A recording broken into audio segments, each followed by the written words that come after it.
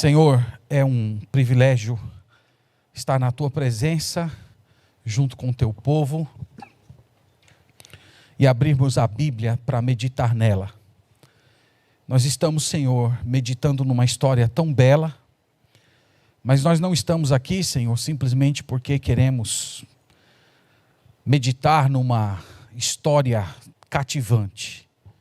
Nós desejamos ser transformados, alimentados, nós desejamos crescer, nós desejamos que através da Tua palavra a nossa imagem seja formada na imagem do nosso Salvador.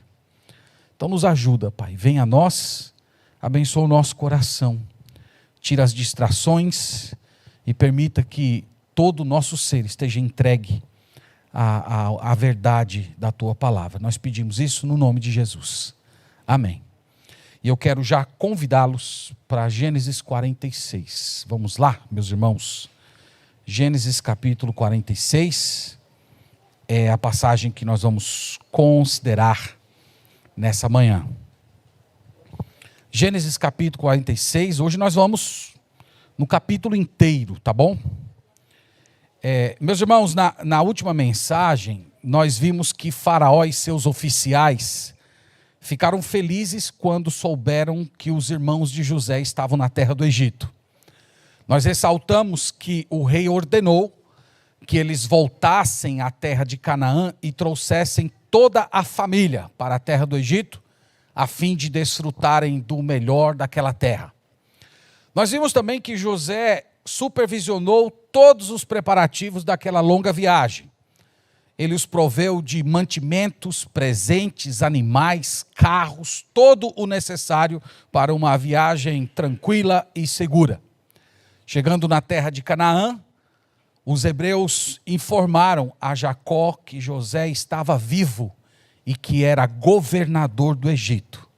Nós vimos que o patriarca ficou como que paralisado, sem acreditar, mas o testemunho de José, nos lábios dos seus irmãos, além dos carros, com todos aqueles presentes, fizeram com que Jacó cresce que o seu filho estava de fato vivo. E aquele homem então se levantou dos seus anos e muitos anos de lamento e disse que partiria para o Egito a fim de ver o seu filho tão amado. Foi isso que nós vimos na última mensagem. Hoje nós vamos dar continuidade nessa história e nós temos aqui 3 momentos. O primeiro momento, a viagem deles. O segundo momento, a genealogia, a descendência. E o terceiro, o reencontro entre pai e filho. Então nós vamos caminhar hoje nessas 3 cenas, na expectativa, irmãos, como temos dito, não só de sermos cativados por uma bela história, mas sermos transformados pelo Espírito Santo através da Escritura. Vamos começar com a viagem, verso 1 ao verso 7, leia com fé a palavra do Senhor. Partiu, pois, Israel com tudo o que possuía e veio a Berseba e ofereceu sacrifícios ao Deus de Isaque, seu pai. Falou Deus a Israel em visões de noite e disse: Jacó, Jacó. Ele respondeu: eis-me aqui. Então disse: eu sou Deus, o Deus de teu pai. Não temas descer para o Egito, porque lá eu farei de ti uma grande nação. Eu descerei contigo para o Egito e te farei tornar a subir certamente. A mão de José fechará os teus olhos. Então se levantou Jacó de Berseba, e os filhos de Israel levaram Jacó, seu pai, e seus filhinhos e as suas mulheres nos carros que Faraó enviara para os levar. Tomaram o seu gado e os seus bens que haviam adquirido na terra de Canaã e vieram para o Egito, Jacó e toda a sua descendência. Então essa etapa, irmãos, da história começa dizendo que Jacó, que é agora Israel, partiu para a terra do Egito levando todos os seus bens e os seus familiares. E os irmãos viram que ele fez uma espécie de uma parada estratégica numa cidade, numa região conhecida por Berseba. Essa região ela ficava mais ao sul, é por isso que você vai ver essa ênfase de que eles desceram, porque eles estão na parte mais alta e o Egito ficava na região mais baixa. Berseba ficava mais ou menos a 1 semana de Hebrom, região onde eles estavam vivendo. E esse local, irmãos, chamado Berseba, era muito especial. Foi ali que Abraão cavou um poço, plantou tâmaras e invocou o nome do Senhor. Isso está lá em Gênesis 21, verso 33. Então você imagina o neto Jacó indo lá colher as tâmaras que o seu avô Abraão havia plantado. Foi ali também que Abraão fixou residência, depois daquele episódio no qual o Senhor pediu Isaque como sacrifício no Monte Moriá. Então, depois de passar por toda aquela provação, aquele teste de fé, foi em Berseba que Abraão fixou a sua residência. O pai de Jacó, Isaque, também viveu naquela região.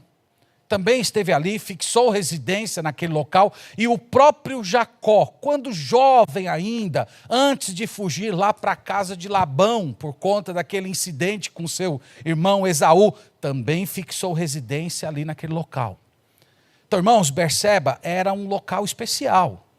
Berseba tinha paisagens, cheiros, sons que despertavam a memória de Jacó, lembravam seus pais, seus avós, a aliança que Deus havia feito com eles, a aliança que o Senhor havia dito que iria permanecer eternamente.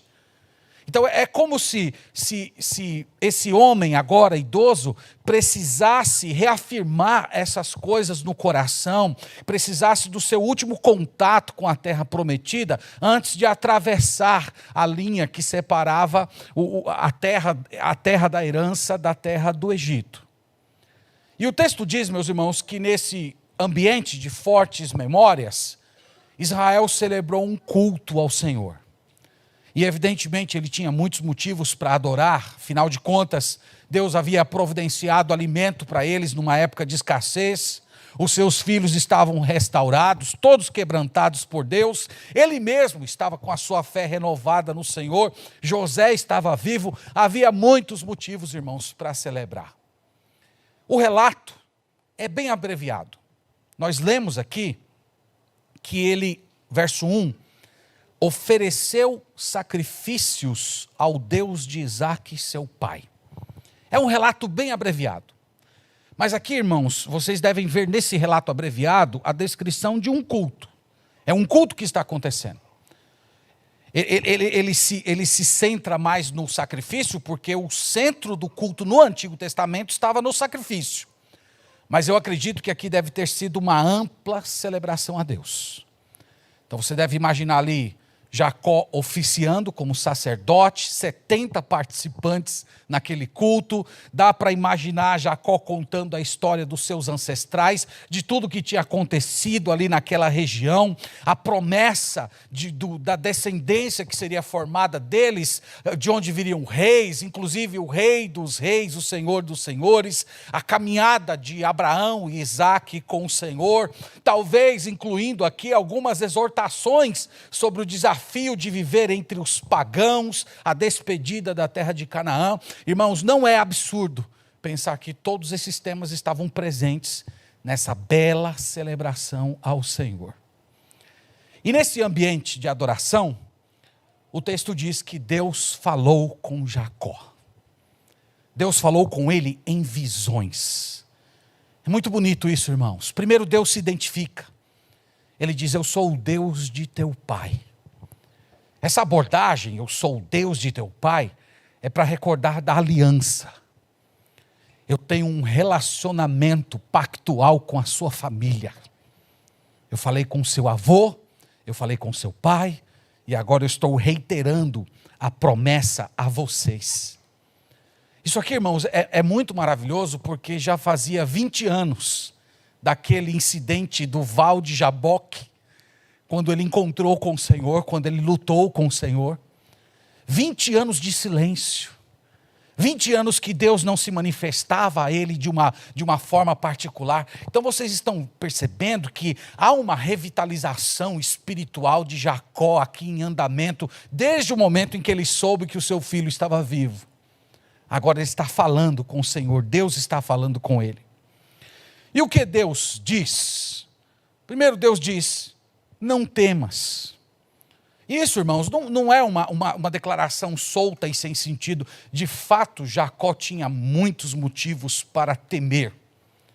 Primeiro, o seu avô, Abraão, não tinha se dado muito bem no Egito. Vocês podem ler isso lá depois em Gênesis capítulo 12. Abraão, em um certo momento, fugiu para o Egito sem ordem expressa do Senhor. E isso foi muito ruim para ele e para a sua família. O seu pai, Isaque, em um certo momento, também procurou fugir para o Egito e Deus interviu, dizendo, não faça isso, não vá para o Egito. Isso está lá em Gênesis 26. Então havia motivos para ele temer. Mas o Senhor diz, não temas, não temas. E aí o Senhor faz 4 promessas. Essas promessas, irmãos, eu quero olhar com vocês um pouco mais de perto. Então vamos lá, verso 3 ele diz assim, então disse, eu sou Deus, o Deus de teu pai, não temas descer para o Egito. Primeira promessa, porque lá eu farei de ti uma grande nação. Então a primeira promessa, Deus está dizendo, eu vou fazer de vocês fecundos. Vocês estão saindo daqui 70 pessoas, mas vocês se tornarão milhões. Vocês se tornarão uma grande nação. Vocês irão prosperar naquela terra. Segunda promessa, olha que bonito, ele diz, eu descerei contigo para o Egito. Eu já falei para os irmãos que essa ideia de descer tinha um sentido geográfico, mas aqui também tem um sentido teológico, espiritual. Os irmãos já devem ter percebido que os deuses pagãos, eles eram deuses geográficos. Havia o Deus do monte, havia o Deus do rio, havia o Deus da floresta, havia o Deus da casa, havia o Deus de uma nação.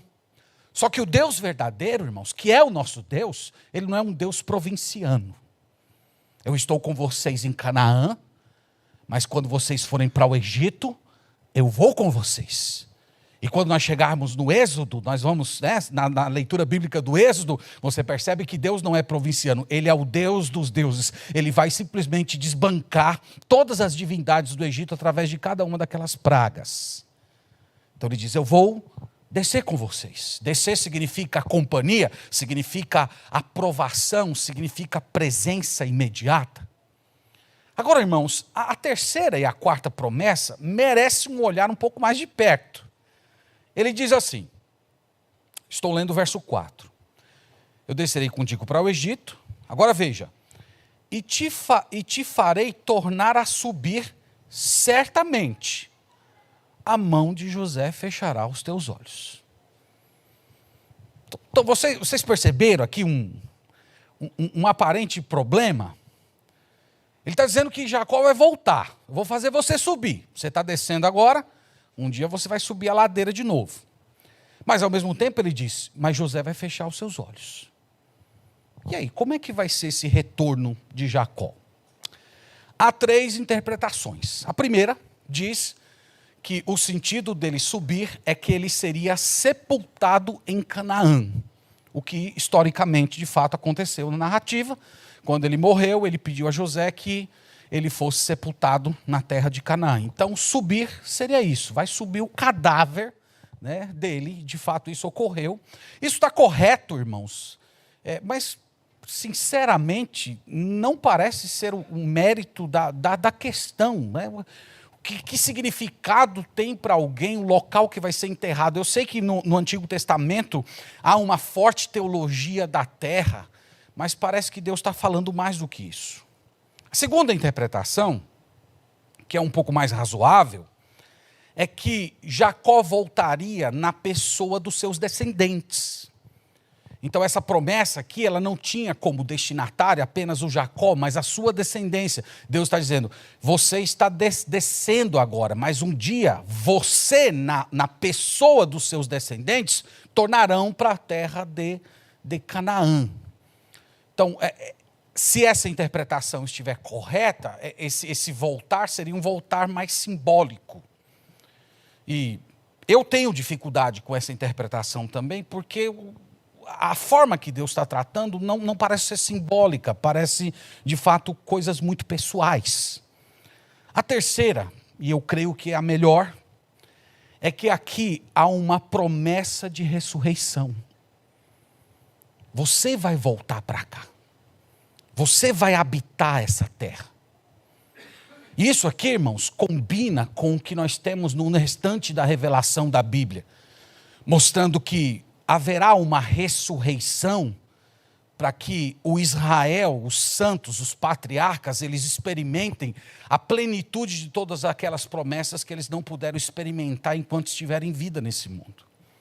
Então, eu acredito que essa é a melhor interpretação. Ela se coaduna com o contexto e também com o restante da Escritura. Deus está prometendo que um dia ele iria ressuscitar Jacó e que Jacó sim pisaria na terra da promessa junto com a sua descendência.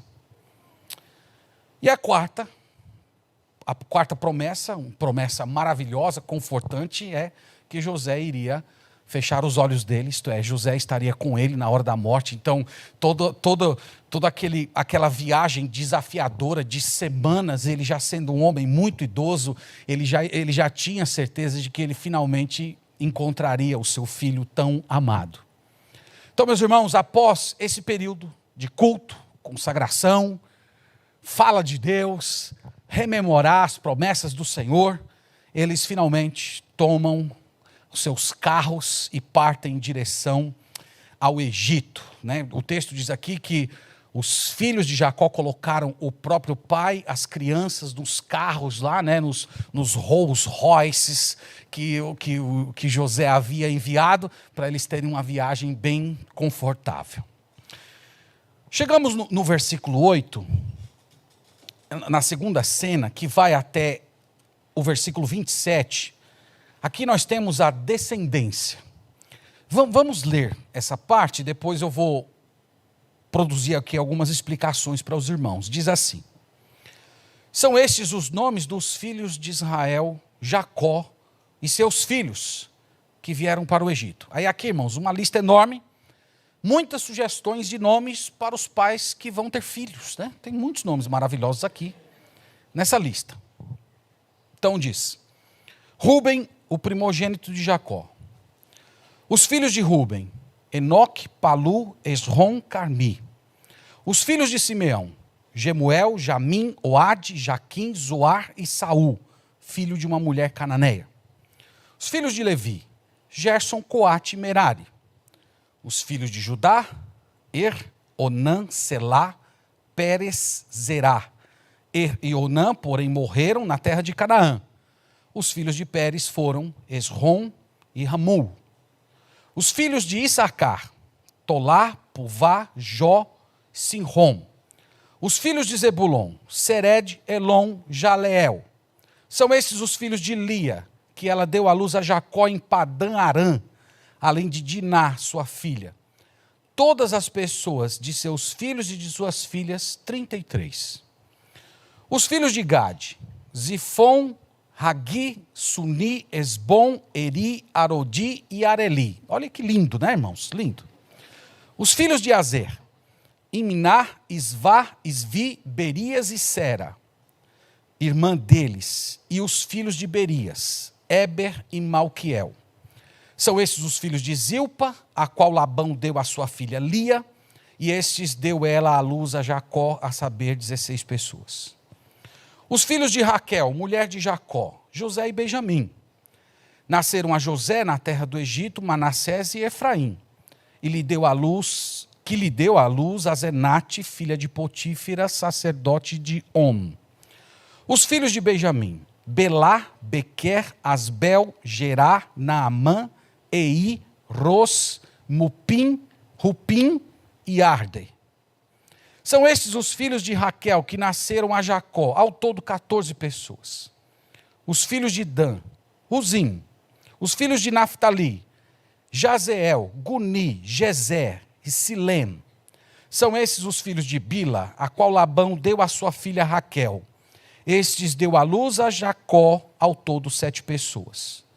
Todos os que vieram com Jacó para o Egito, que eram os seus descendentes, fora as mulheres dos filhos de Jacó, todos eram 66 pessoas.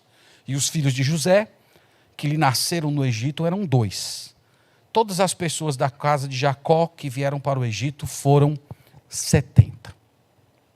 A pergunta que fica aqui é: por que Moisés interrompeu o fluxo da narrativa para colocar uma genealogia aqui no meio da história? Eu não sei vocês, mas numa leitura normal, a gente viu o povo caminhando em direção ao Egito. Nosso coração está clamando por qual cena?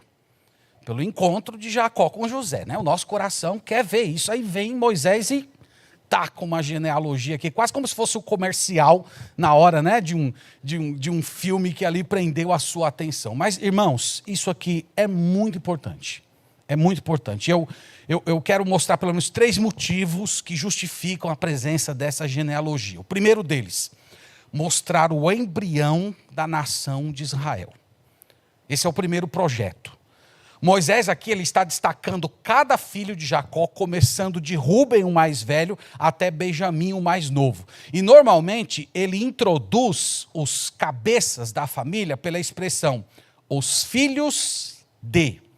Então, por exemplo, verso 9, os filhos de Rúben. Se você marcar aí, você pode colocar Rúben, número 1, ele é o primogênito. Aí no verso 10, os filhos de Simeão, segundo filho. Então ele está enumerando a ordem de cada um dos 12 filhos de Israel. Lembra que esses 12 filhos, cada filho daria origem a uma tribo que se tornaria futuramente a grande nação de Israel. Então Moisés está sinalizando esse ponto, e esse ponto é muito importante. Segundo, Moisés quer especificar o tronco familiar materno de cada descendente de Jacó. Ele é minucioso, inclusive, nesse ponto. Ele mostra 33 descendentes de Lia. Vocês lembram que Lia era a filha mais velha de Labão e foi a primeira esposa de Jacó. Ela entrou na vida de Jacó através de um engano. Jacó trabalhou 7 anos por Raquel, mas na noite de núpcias, ele um pouco cheio do vinho, não soube distinguir entre as duas irmãs e ele acabou casando com a irmã mais velha. Então ela lhe deu 33 descendentes. Depois são 16 descendentes de Zilpa. Zilpa era serva de Lia. Então, no dia em que Labão entregou Lia para se casar, ele entregou uma espécie de serva, de serviçal, para acompanhá-la. E quando Lia parou de conceber, ela pegou a Zilpa e disse, gere filhos na Zilpa, os filhos dela serão meus filhos. E disso nasceu 16 descendentes. Depois nós temos 14 descendentes de Raquel. Raquel era a filha mais nova de Labão, a segunda esposa de Jacó, a mulher amada. Ele trabalhou 14 anos para poder ter o direito de casar com essa mulher. E ela lhe rendeu 14 descendentes. E Bila, serva de Raquel, a mesma história. Quando Raquel estava estéril, ela entregou Bila para que gerasse filhos, e esses filhos fossem filhos de Raquel.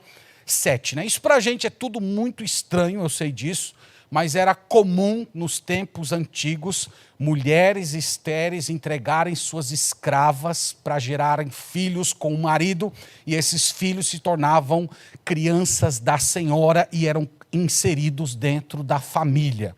Então isso era uma coisa muito comum no Antigo Oriente. Infelizmente, os nossos pais aprenderam esse costume dos povos pagãos. Mas o Moisés quer mostrar isso, o tronco familiar de cada mulher, esposa dele.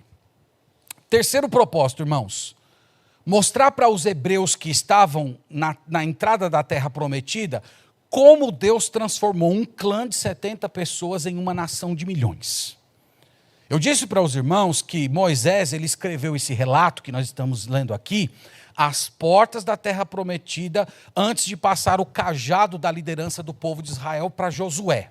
E toda aquela geração que estava diante da terra prometida havia nascido no deserto. Eles não viram nada dessas coisas que ocorreram no Egito, eles não viram os sinais do Egito. Então era uma nação que carecia de uma identidade forte como o povo de Deus. Então você imagina aqueles homens adultos perguntando assim, por que nós chegamos até aqui? Por que nós temos que atravessar o Jordão? Por que nós não podemos constituir as nossas famílias desse lado aqui da terra que já está acontecendo? conquistado e está tudo tranquilo. Então Moisés está contando essa história para aquela geração. Então você pode imaginar ele diante daquele povo dizendo assim: olha, um dia Deus apareceu ao nosso pai Abraão, e o nosso pai Abraão era um homem idoso e a nossa mãe Sara era uma mulher estéril. E Deus disse para ele: olha para o céu, veja se você pode contar as estrelas. Você não pode, assim vai ser a sua descendência. Então Moisés está apontando a mão para o povo de Israel: vocês são as estrelas, vocês são o povo eleito. Então ele quer mostrar, meus irmãos, como Deus tomou um homem idoso e uma mulher estéril, depois 70 pessoas, depois uma nação de milhões. É por isso que esse relato está aqui. É por isso que essa genealogia está presente nessa altura da história. Aliás, meus irmãos, quando você lê uma genealogia na Bíblia, não a trate com tédio. Não a trate com tédio, não faça isso. Genealogia na Bíblia é sinal de esperança. Genealogia aponta para o fato de que a promessa continua. Toda vez que você lê uma genealogia na Bíblia, você deve chegar até ela com essa mentalidade: o homem está sempre fracassando. Mas olha aqui, ó, através dessas pessoas, que eu nem sei citar um nome diferente, que um bocado tem um nome esquisito, através dessas pessoas, Deus está mantendo a sua promessa, de onde um dia virá o Cristo, o Messias, o Salvador de todos aqueles que estão fracassando na história da Bíblia. Então, é esse tipo de mentalidade que você tem que ter ao ler uma genealogia, tá? E o seu coração vai ser mais abençoado. Eu não sei se os irmãos perceberam, no final da genealogia tem uma aparente contradição. No verso 26, fala a respeito de 66 pessoas que estavam entre os descendentes que foram para o Egito. No verso 26, fala 66 pessoas. No verso 27, fala 70 pessoas.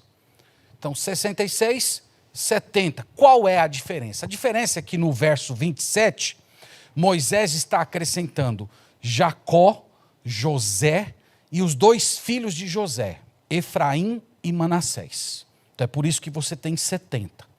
Mas tem um outro problema. Se você for a Atos capítulo 7, versículo 14, você vai ver que Estevão, pregando lá naquele dia fatídico, que ele foi morto, ele dá um outro número. Ele nem diz 66 e nem 70. Atos capítulo 7, versículo 14, né? Estou fazendo aqui um pequeno parênteses, né, irmão, de numerologia do Antigo Testamento. Atos 7, versículo 14, nós lemos o seguinte: então José mandou chamar a Jacó, seu pai, e toda a sua parentela. Isto é, quantas pessoas aí? 75 pessoas. E agora? 66, 70 ou 75? Né? Qual que está certo? Todos estão certos. Estevão, irmãos, ele está seguindo uma tradução da Bíblia que foi escrita ali por volta do século II antes de Cristo, chamado de Septuaginta, que é uma tradução grega do texto hebraico. Então, quando essa tradução grega do texto hebraico, de onde veio aqui a nossa tradução, foi feita, os tradutores, eles acrescentaram os dois filhos de Efraim, os dois filhos de Manassés e um neto de Manassés. Então é por isso que no relato de Estevão ele fala de 75 pessoas. Porque aqueles escribas, eles acrescentaram também os descendentes dos filhos de José e acabou compondo aí 75 pessoas. Mas, de uma forma ou outra, o que importa para a gente aqui, irmãos, é vocês entenderem que Moisés intenta demonstrar que Deus tirou um pequeno grupo e transformou esse grupo em milhões. E aqui está preparando todo o contexto para o Êxodo. Os irmãos lembram que quando começa o Êxodo, começa com uma superpopulação de hebreus e os egípcios já preocupados com aquilo e começando a matar, a assassinar as crianças dos hebreus para que a nação não mais se desenvolvesse. Então Moisés, ele está preparando aqui todo o terreno para o Êxodo. Dito isso, Fechado aqui o parêntese de Moisés, vamos para o reencontro. Começando com o verso 28. Nós lemos assim: Jacó enviou Judá diante de si a José para que soubesse encaminhá-lo a Gósen. E chegaram à terra de Gósen. Eu já tenho ressaltado, irmãos, nas mensagens anteriores, que Judá vem adquirindo uma certa liderança entre os irmãos. Quem vem acompanhando, eu tenho salientado isso repetidamente. Novamente, essa sinalização que Moisés, o autor, está fazendo, ela é muito importante para o restante da história bíblica. Porque a gente vai percebendo que desde o embrião, Rúben, que era o primogênito, foi perdendo o seu lugar de liderança e o quarto filho, Judá, foi assumindo a proeminência. E isso é muito importante para o restante da narrativa bíblica, porque Judá vai ser a nação de onde virá o cetro, inclusive Jacó vai falar isso antes de morrer, e de lá virá o rei dos reis, o senhor dos senhores. E a missão de Judá seria anteceder a chegada da caravana, se encontrar lá com José e pegar o mapa, calibrar o GPS para chegar à região de Gósen, que era o local onde eles iriam morar. E no verso 29, irmãos, depois de tantos anos, nós temos o emocionante encontro. Lemos o seguinte, verso 29. Então José aprontou o seu carro e subiu ao encontro de Israel, seu pai, a Gósen. Apresentou-se, lançou-se-lhe ao pescoço e chorou assim longo tempo. Um versículo, né? Eu queria mais um pouquinho, né? Eu não sei vocês, eu queria mais um pouquinho de informação aqui, mas a gente não pode se queixar porque o Espírito Santo é o autor final da Bíblia, né? Quem somos nós? Mas a gente queria, né, irmão, saber um pouquinho mais do que aconteceu. Mas aqui, irmãos, nesse pequeno versículo, lembre-se, nesse longo abraço, nesse longo choro, tem mais de 2 décadas de separação e espera. Da última vez que Jacó viu a José, ele era um garoto de cerca de 17 anos, que estava partindo em direção a Dotã, para procurar os seus irmãos que provavelmente estavam fazendo coisas erradas. E naquela ocasião ele estava lá vestido com a sua túnica talar de mangas compridas. Essa foi a única vez, a última vez que o velho Jacó viu o seu filho. E depois nós temos um hiato de cerca de 20 anos. E agora José é que vem ao encontro do seu pai. Não mais vestido daquela túnica que fora rasgada, mas vestido na dignidade de um nobre de alta posição no Egito. Então ali você tem o patriarca que é o portador da promessa, da grande promessa que Deus fez a Abraão, e você tem um nobre egípcio. Mas quando os dois se aproximam, todas essas insígnias caem por terra. Tudo que nós temos ali é o pai abraçando o filho que julgava morto e o filho chorando nos ombros do pai que ele achava que nunca mais veria. Esse é o encontro, irmãos, mais emocionante. Finalmente, a família unida e reunida, depois de mais de 20 anos. Esse choro longo, abraço, que nós não sabemos quanto tempo durou, é interrompido por uma fala muito bonita de Jacó. Ele diz, verso 30, disse Israel a José, já posso morrer, pois já vi o teu rosto e ainda vives. Então, o que ele está falando aqui, irmãos, é que nada mais falta mais nada. Se Deus me levar hoje, eu estou completo.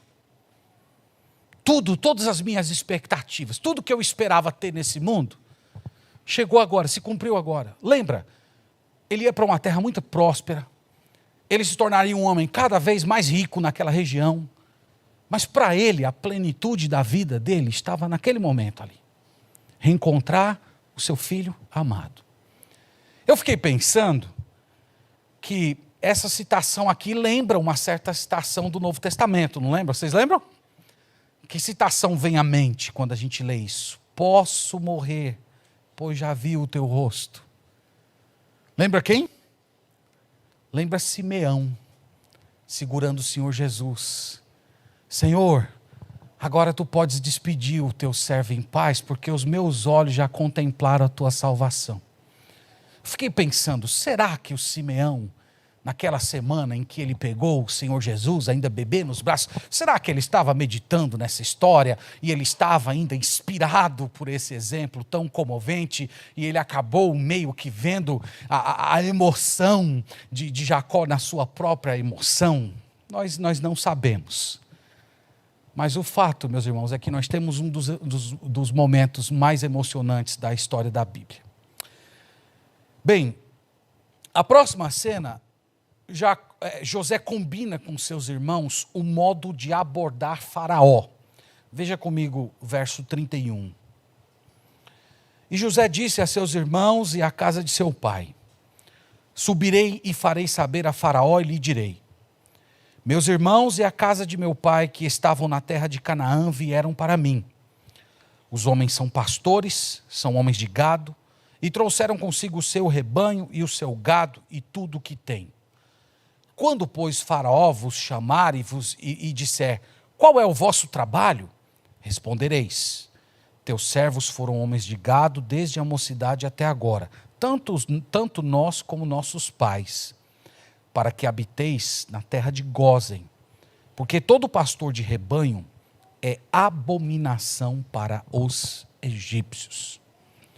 Então, os irmãos, vejam que José meio que ensaia um discurso comum, verdadeiro, evidentemente, mas comum com seus irmãos para abordar a pessoa de Faraó.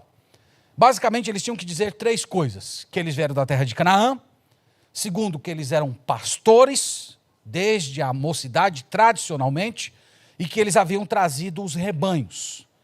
E eles deveriam confirmar essa informação. Então, o objetivo de José aqui, irmãos, qual era? Primeiro, colocá-los distante da cidade, distante do núcleo central dos egípcios, para que eles não fossem perseguidos pelos egípcios. Está lá no versículo 34, diz que os egípcios consideravam os pastores de ovelha abominação. Eu expliquei isso para os irmãos em uma das mensagens. Provavelmente tinha a ver com o fato de que os hebreus consumiam carne de boi e os egípcios consideravam o boi um animal sagrado. Provavelmente tinha relação direta com isso. Agora, irmãos, tem uma coisa importante aqui. É que José não quer apenas que os seus irmãos não sejam assediados. José quer manter os seus irmãos longe dos egípcios. Ele não quer que seus irmãos convivam com os egípcios. Isso é uma coisa muito interessante, porque, irmãos, qualquer outra pessoa comum, nós vemos isso na política do nosso país periodicamente, algo chamado de nepotismo. Não é? O que é o nepotismo? É você privilegiar as pessoas da sua família com cargos de importância e liderança. José poderia ter feito isso. Ele poderia dizer: você vai ser meu assessor de imprensa, você vai cuidar das minhas mídias sociais, você, Simeão, meio violento, vai ser meu segurança e tal e tal. Ele podia ter feito isso, ele poderia ter trazido a família para trabalhar no palácio dele, colocar todos ali envolvidos: deixa esse negócio de gado para lá, vai ter gente aí para cuidar do gado de vocês e vocês vão trabalhar diretamente comigo. José não quer fazer isso. Ele entende que a sua missão é permanecer lá entre os egípcios, mas ele deseja que a sua família fique longe deles. Isso, irmãos, era para evitar a corrupção e a idolatria. Evitar que seus irmãos fossem corrompidos por aquele sistema mundano, caído, mas tão sedutor como o nosso também o é. Mas tem uma outra razão. Isso aqui é a preparação para a narrativa do Êxodo. Quando nós chegamos lá no livro do Êxodo e vamos ler as pragas, diz que as pragas caíam no Egito, mas na terra de Gósen não caíam. Vocês lembram disso? Então você lê isso claramente. Moisés, lembra que Moisés aqui é o autor, né, inspirado dessa narrativa, e Moisés já está preparando o coração do leitor, deixando claro que Deus já fez na pessoa de José uma distinção entre os seus e os egípcios, entre aqueles que iriam ser abençoados e aqueles que seriam amaldiçoados, com todo tipo de punição por causa da escravidão que no futuro fariam. Então essa distinção já começou com José. José já começou a preparar o ambiente no qual futuramente viria a distinção entre Israel e os egípcios. Então essas são as razões pelas quais esse homem tão iluminado pelo Espírito Santo de Deus manteve a sua descendência longe deles. Irmãos, temos algumas lições aqui. Na verdade, temos tantas lições dessa história. Foi muito difícil, inclusive, essa semana, sintetizar, porque quando eu comecei a escrever, eu disse, vai dar quase outra pregação, né? Só a gente passando aqui as lições que essa história ensina. Mas eu quero salientar algumas. A primeira é que mudanças importantes na vida devem ser precedidas de oração. Nós aprendemos isso na vida de Jacó. Jacó tinha uma decisão importantíssima a ser tomada, que envolvia ele, envolvia a sua família, envolvia a sua descendência, envolvia o futuro de um clã que se tornaria uma nação. E antes de decidir, ele buscou ao Senhor. Esse conselho, irmãos, nós encontramos reverberação em toda a Bíblia. As nossas movimentações nesse mundo só terão êxito se receberem o selo da aprovação de Deus. Então, antes de tomar qualquer decisão importante, busque ao Senhor. Não é simplesmente se é bom, se é rentável, se é confortável, se vai lhe proporcionar prazer. Esse não é o primeiro critério.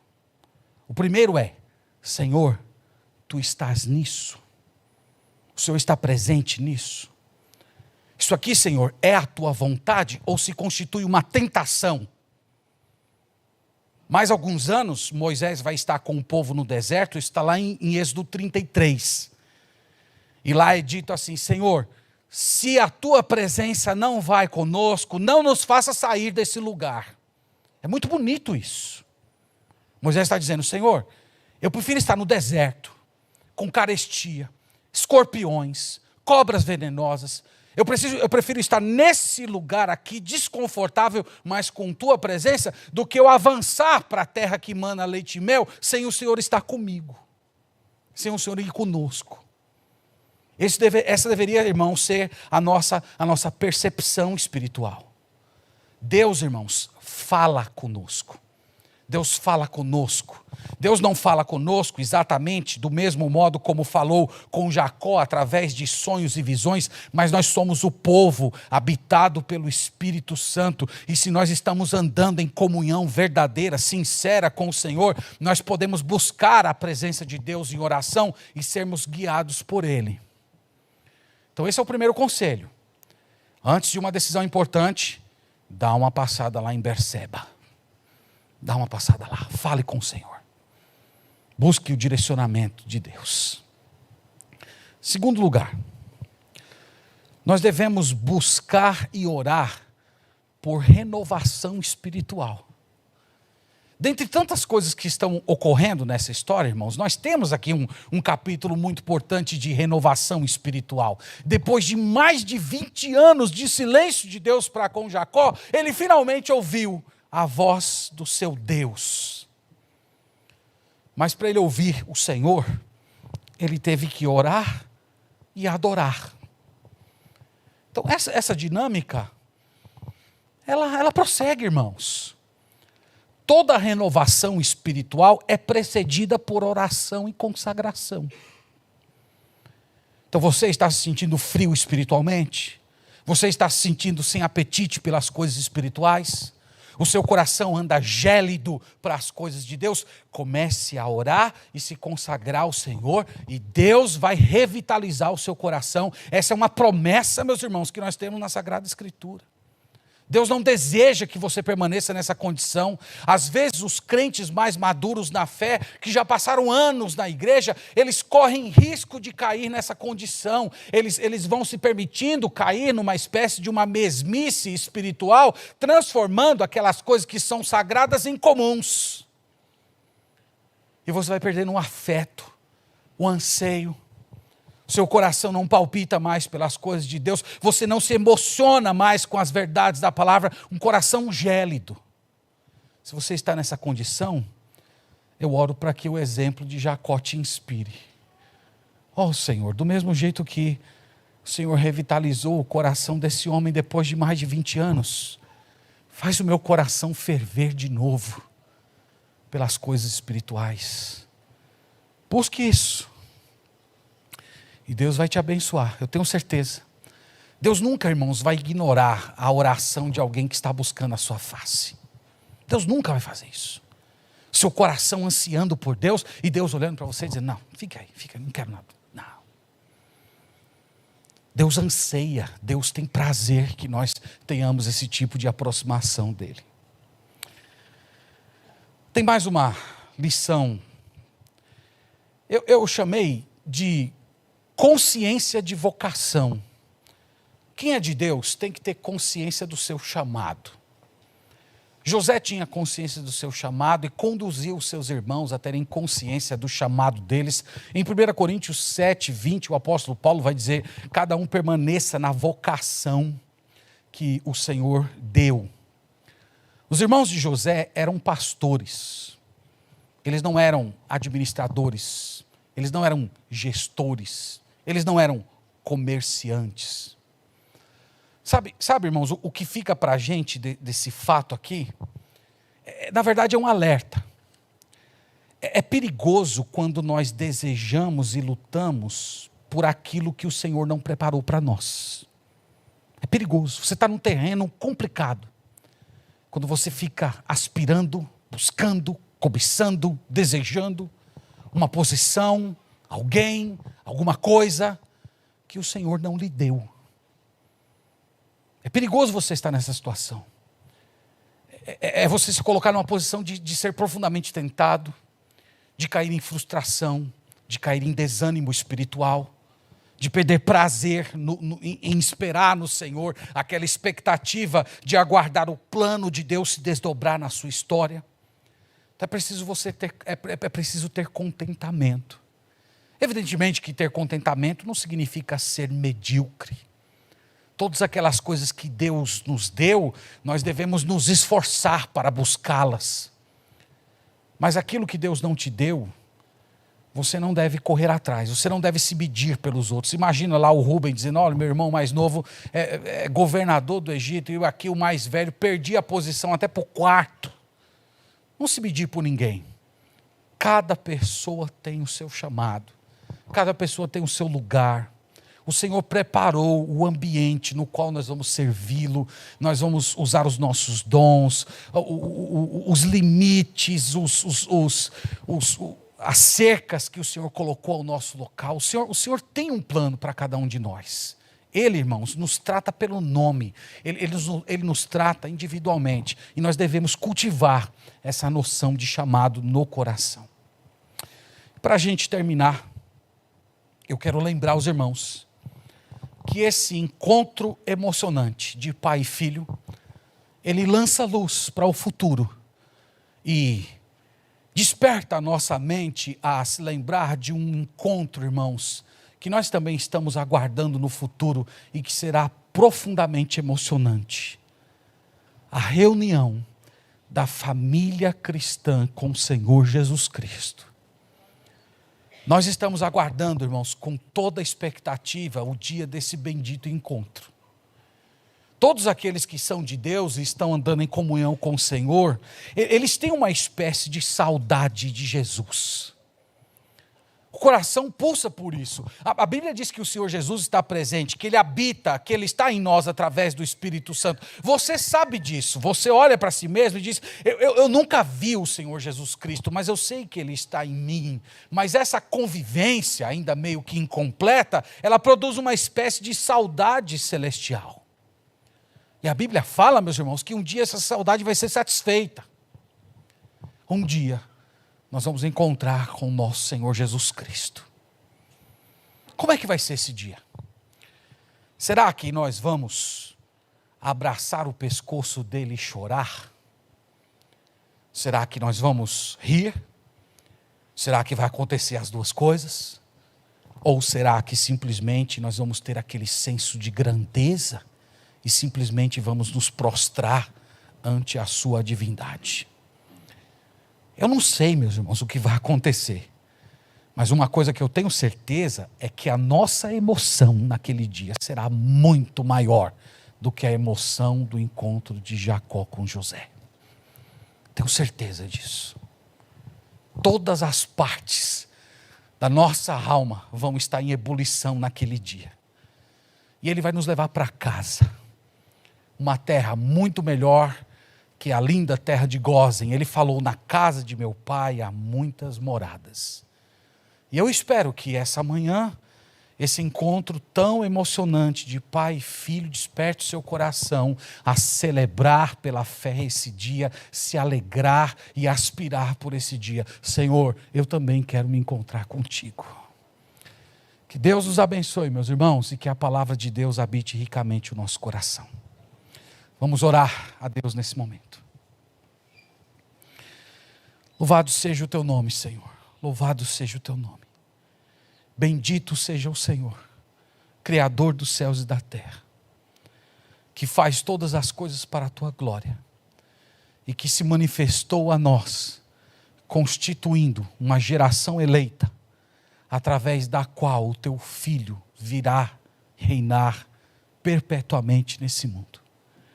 E nós te rendemos graças, porque pela fé somos participantes dessa descendência santa. E herdaremos todas as bênçãos do novo mundo. E nós pedimos, Senhor, que essa história que hoje lemos e meditamos, desperte os nossos afetos, opere na nossa mente, para que, através dos olhos espirituais, nós contemplemos todas as coisas maravilhosas que o Senhor tem preparado para nós.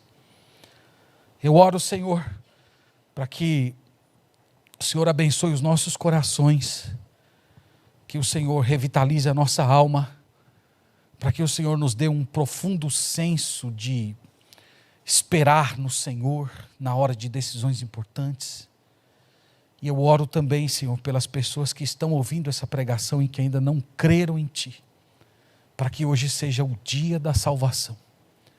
Seja o dia em que elas vão se agarrar a Jesus Cristo como Senhor, Salvador e Rei, recebendo o perdão dos seus pecados e a certeza da vida eterna.